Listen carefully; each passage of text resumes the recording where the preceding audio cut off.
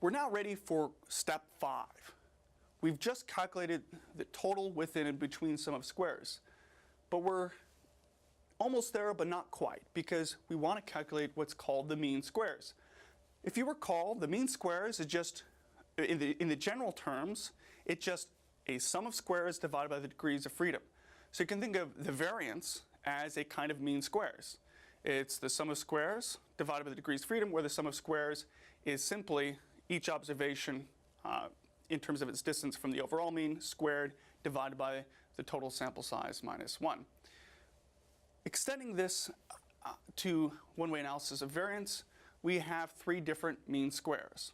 The mean squares total is simply the total sum of squares divided by the total degrees of freedom, where the total degrees of freedom is simply the number of observations minus 1. So it's n minus 1. In our particular instance, we have n equals 12, so the degrees of freedom is 11. For the mean squares within, we take the sum of squares within, divide by the degrees of freedom within, where the degrees of freedom within each group is the number of observations, which is 12, minus the number of groups, which is 3, or k. So in our particular instance, you do 12 minus 3, you get a mean squares based on a degrees of freedom of 9. For the mean squares between, we take the sum of squares between and divide by the degrees of freedom between, where the degrees of freedom between is simply the number of groups minus 1, or k minus 1.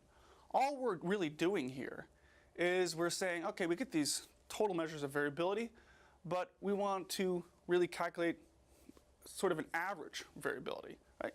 So we divide by the number of independent pieces of information overall, the number of independent pieces of information within each group, and then the number of independent pieces of information between these groups.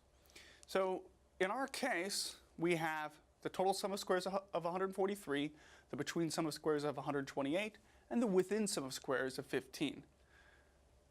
We have 12 observations in 3 groups, or n equals 12 and k equals 3. So the mean squares total is simply 143 divided by 11, which equals 13.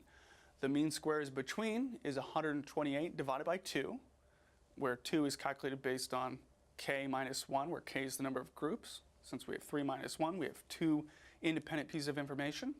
And the mean squares within is simply 15 minus 9, or 1.67.